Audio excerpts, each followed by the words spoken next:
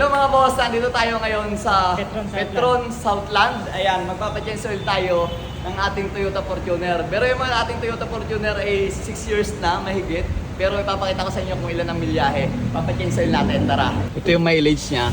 Kagandahan dito kahit patay, nakikita yung milyahe lumalabas. So, ayan, open door. Tapos 42,381.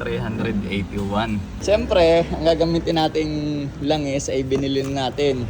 Unang-una, bilhin natin itong oil filter pang Fortuner. Chinek mo na, brother? Pang Fortuner to. Ayan, nabili na natin. And then bumili tayo ng langis na Dino oil na synthetic diesel engine oil. Ayan. So, 7 litro at kalahati yata to. 2, 4, 6, 8. Ilang litro to? 7.5. Sobra pa na kalahati. Ayan yung ating Fortuner. Alright, ayan o. Ang linis ng makina, oh. Lagi ko nililinis yan. Siyempre, nakamags tayo na Beast and then Cylon. Shout out sa Cylon. Ayan, pan daily use natin yan. Pang matagalang gulong, Cylon. Ito naman yung ilalim ko. Anong brother? Malinis, no? Ito yung galing sa HP Performance Exhaust. Ayan, tapos in-undercoat yan ng, ng Cartrex. Taga Binyan yun. And then, ayan yung tambutso ko, oh. Hanggang doon. HP Performance Exhaust yan. O, tapos yung mags ko. Siyempre, Beastire yan eh. Beast mags yan eh. O, ayan o. Beastire yan. Beastire ang gamit yung gulong. Pero yung mags pala, Beast mags. Ayan, Terramax All Terrain 80 by Cylon. Hindi na pinatagal ni brother o. Tik na rin naman kasi.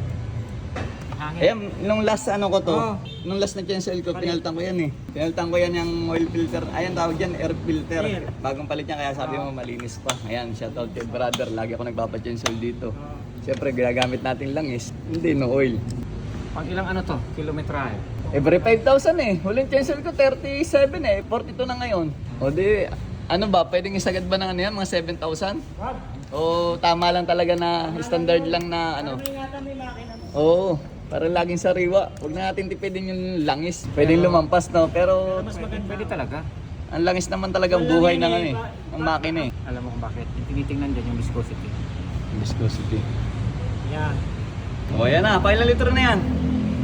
5. Pang 5. Oo nga no, 5, 6, 7. Ayos na. Ito kalahati lang yan. After na masalin yung langis, siyempre i-warm up natin. Ayan. Alright. Warm up start ang tawag dito para mag-circulate yung mag-circulate yung langis.